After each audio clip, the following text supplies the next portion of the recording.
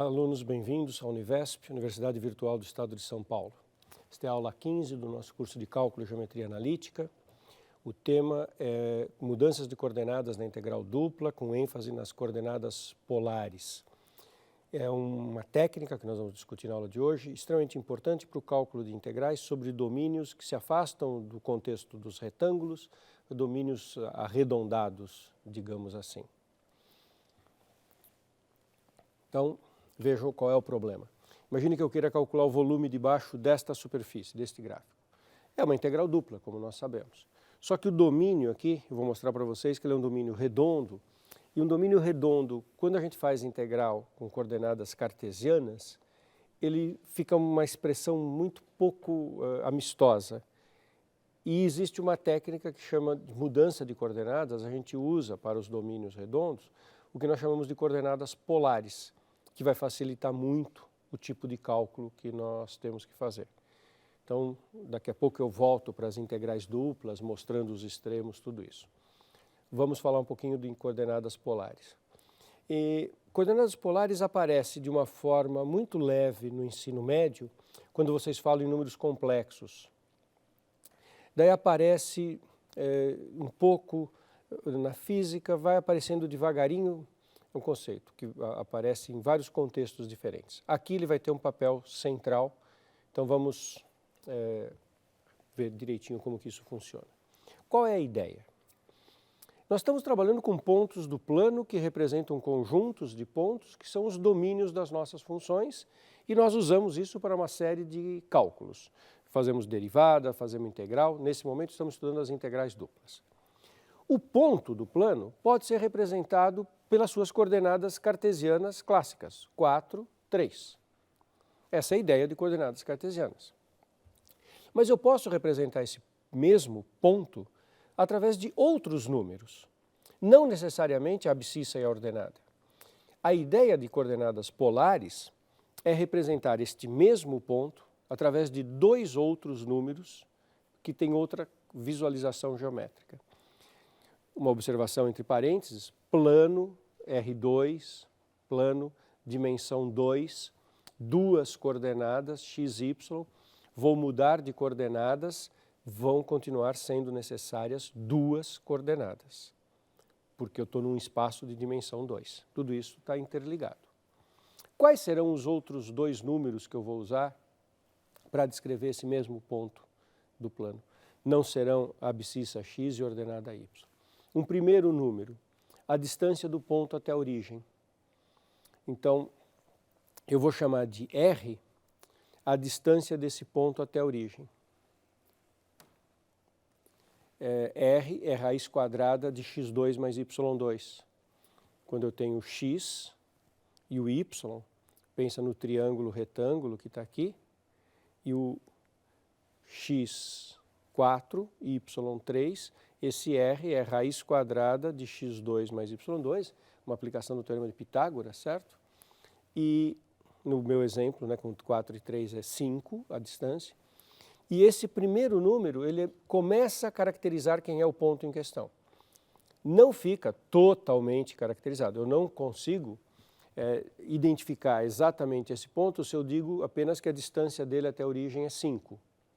Dizer que a distância dele até a origem é 5 não identifica de forma única este ponto. Existem muitos pontos cuja distância até a origem é 5. Na verdade, toda a circunferência de centro na origem e raio 5 é formada por todos os pontos cuja distância até a origem é 5.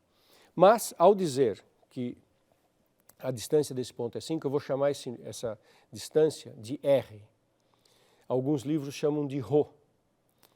Isso é indiferente. São as duas letras mais universalmente aceitas para se fazer coordenadas polares. Ou chamar de R ou de ρ. Quando eu digo que o R é 5, eu não identifiquei o ponto, mas eu já comecei a dizer alguma coisa sobre ele, que ele está nessa circunferência de centro na origem e raio 5. Para terminar de individualizar este ponto, eu vou fornecer um segundo número, o número θ, ângulo, nós vamos chamar de argumento, é uma palavra muito usada para ângulo, certo? que é o ângulo entre o eixo das abscissas, positivo, a essa semirreta que liga o ponto à origem, medido no sentido anti-horário. Lembra que eu disse que isso começa a aparecer na trigonometria lá no ensino médio e nos números complexos? É este ângulo aqui que eu vou chamar de θ e vou chamar de argumento do meu ponto. Então eu posso caracterizar o ponto em questão pelo xy, abscissa ordenada, ou pelo rθ. R é a distância até a origem e θ é o ângulo. Observa, só o θ não caracteriza o ponto. Todos os pontos nessa reta têm o mesmo θ, o mesmo ângulo. Só o R não caracteriza o ponto. Todos os pontos na circunferência têm o mesmo R. Mas se eu dou o R, distância até a origem, e se eu dou o θ, ângulo, aí só tem um ponto que forma este ângulo e tem essa distância. Então é simplesmente isso. Coordenadas polares é um outro jeito de identificar o ponto, sem ser pela abscissa ordenada, pelo rθ. A relação entre xy é rθ. O x é r cosseno θ e o y é r seno θ. Isso sai dessa figura, não? Se esse é o r que está em azul, aqui está o x, cosseno desse ângulo é x sobre r e, portanto, o x é r cosseno θ. Cosseno é x sobre r, passa o r multiplicando. E o y é r seno θ. Seno θ é y sobre r. Passa o r multiplicando, y igual a r seno θ. Se você somar x quadrado com y quadrado, r2 cosseno quadrado, r2 seno quadrado dá r2. Então essa é uma outra relação importante. X quadrado mais y quadrado igual a r2. Nas coordenadas cartesianas, o x e o y são variáveis reais. Eles percorrem a reta toda. Pode ser positivos, negativos, vão para mais infinito, para menos infinito. Nas coordenadas polares, eu vou trabalhar com θ entre 0 e 2π e r positivo. Então, um detalhe aqui nesse, incluir o 0 e incluir o 2π, que eu de alguma forma perco a unicidade, porque por um mesmo ponto eu poderia dizer que o ângulo dele é 0 ou 360, normalmente eu pegaria maior ou igual a 0, estritamente menor que 2π. Para efeito de integral dupla, é melhor pegar os dois, menor igual, e não vai afetar em nada o desenvolvimento da nossa teoria. Tá? É normal essa pequena discrepância em relação a alguns textos que vão colocar aqui só estritamente menor. Não é um ponto para nos preocupar no contexto das integrais duplas. Essa é uma outra imagem, olhando de um jeito um pouquinho diferente, sem pôr tanta ênfase no x e no y. Como é que eu caracterizo pontos usando coordenadas polares? Eu fixo uma semirreta, que é a semirreta x positivo. Então, eu tenho uma origem, tenho uma unidade de medida e uma semirreta. Isso é um olhar bem físico. Fixa uma origem, semirreta para dar uma direção e sentido. E fixa uma unidade de medida. Um ponto P vai ser associado a dois números. θ, que é esse ângulo, no caso aqui, por exemplo, 60 graus, e uma distância até a origem, 3. Percebe? Não está fazendo uma ligação tão direta com o x e o y. Ou esse aqui, ele tem um R maior, 4, e o ângulo 210. É um ângulo maior do que 180. Ângulo aqui começa em 0, vai aumentando, 90, continua, vai aumentando, 180, aqui chegou no 210. Essa figura é bonita porque ela ilustra bem essa coisa de que o ângulo pode ser maior do que 180, ele vai até 360, e que o R é essa distância. Esse R nós não pegamos como negativo, não, ele é R igual a 4, positivo. Para efeito de cálculo, nós não vamos usar graus, nós vamos usar sempre radianos, que é o sistema de medida de ângulos adequado para se fazer cálculo. O círculo de centro na origem e um raio R qualquer. Coordenadas polares são extremamente importantes para as integrais, porque uma integral cujo domínio de integração seja o círculo, ela fica muito mais confortável em coordenadas polares do que em coordenadas cartesianas. Eu vou mostrar essas continhas todas para vocês. Então, imagine que eu vou fazer um cálculo de um volume debaixo de um pedaço de superfície, mas o domínio aqui no XY é redondo, é o círculo. Então, esse aqui, o disco x2 mais y2 menor ou igual que 4. Posso descrevê-lo em coordenadas cartesianas, não há nenhum problema. X vai de menos 2 a mais 2, e para cada x, o y vai variar na vertical. E perceba que o y depende de onde você está colocando, ele varia de baixo para cima, que é a equação da circunferência. Então eu tenho x de menos 2 a mais 2, e para cada x, o y varia na vertical, dependendo do x. Se o x está pertinho do zero, o y vai um valor mais alto e um valor mais baixo. Se o x está pertinho do raio, o y tem uma variabilidade menor. E isso está detectado aqui. X de menos 2 a 2, e para cada x, o y varia de menos raiz quadrada de 4 menos x2 até raiz quadrada de 4 menos x2. De onde eu tirei isso? Isolando o y nessa equação. y2, passa o x2 para lá, 4 menos x2, e o y está ligado à raiz de 4 menos x2. E ele varia de menos a raiz, que é o lado de baixo daquela circunferência, até mais a raiz, que é o lado de cima. Esse mesmo disco, em coordenadas polares, ele se descreve como θ entre 0 e 2π, r entre 0 e 2. Esse círculo pode ser descrito como sendo todos os pontos que têm ângulo variando entre 0 e 2π e distância até a origem variando entre 0 e 2. Então, o que isso mostra para a gente?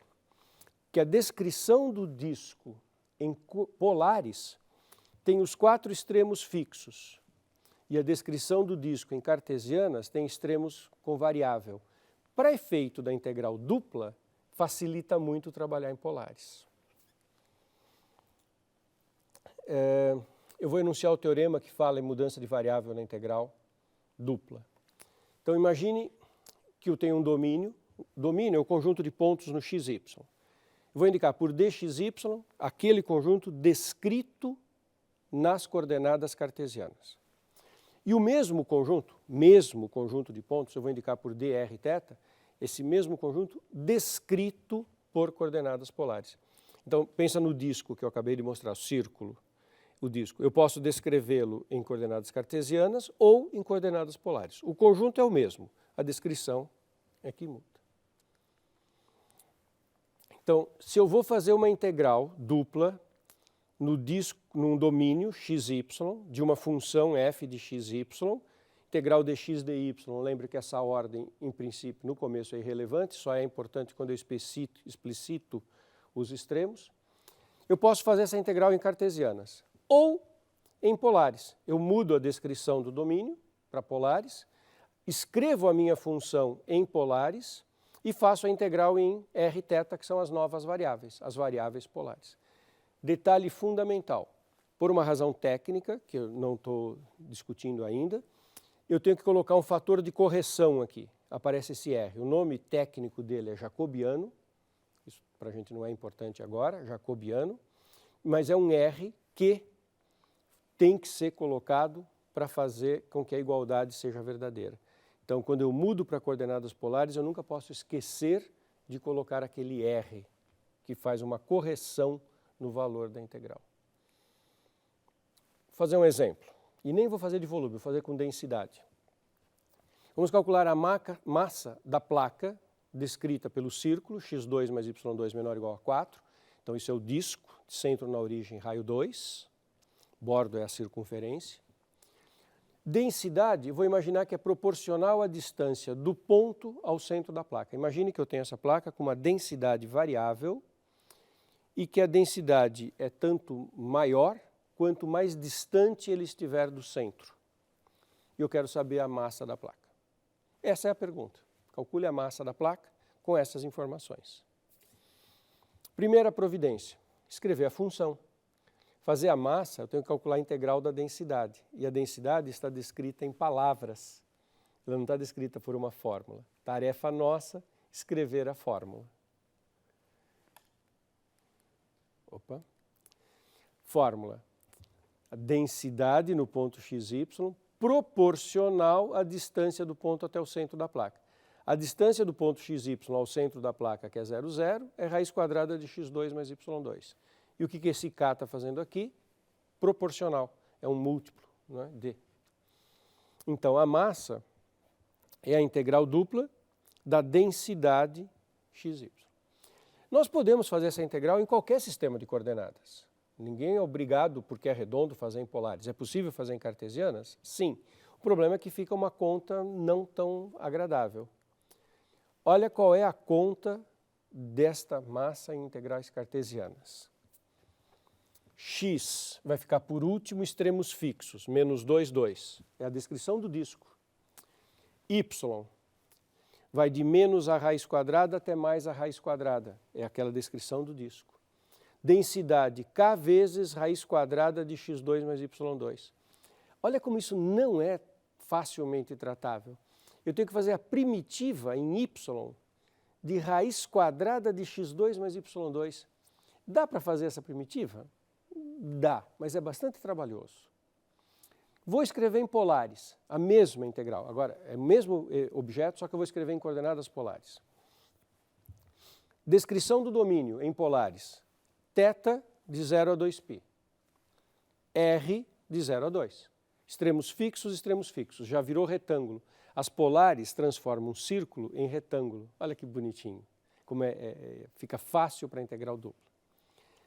Densidade K vezes raiz quadrada de x2 mais y2. X é R seno, R cosseno e aqui é R seno. x2 mais y2 é R2, raiz quadrada é R. Então a densidade é simplesmente esse KR. Olha como esse problema está conveniente em coordenadas polares.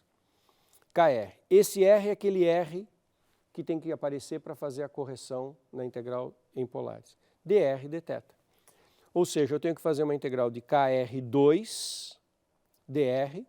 K é a constante de proporcionalidade, primitiva de R2, R3 sobre 3, extremos de integração em R, 0, 2, porque é o círculo de centro na origem, raio 2, a distância vai de 0 a 2.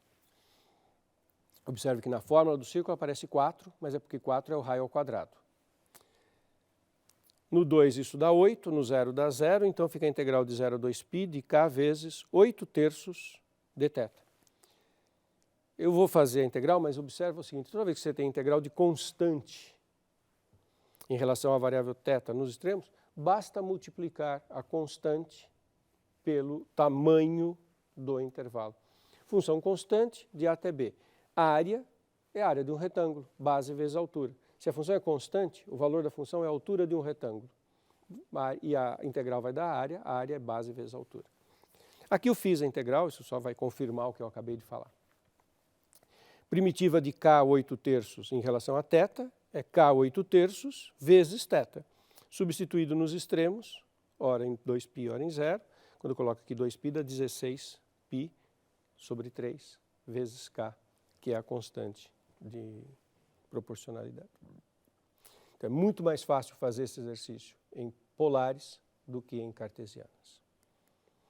Porque o círculo vira retângulo em polares. O círculo vira o retângulo 0, 2π, 0r.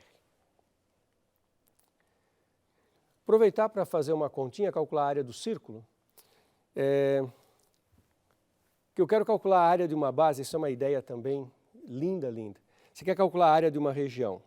Faz a integral dupla da função 1.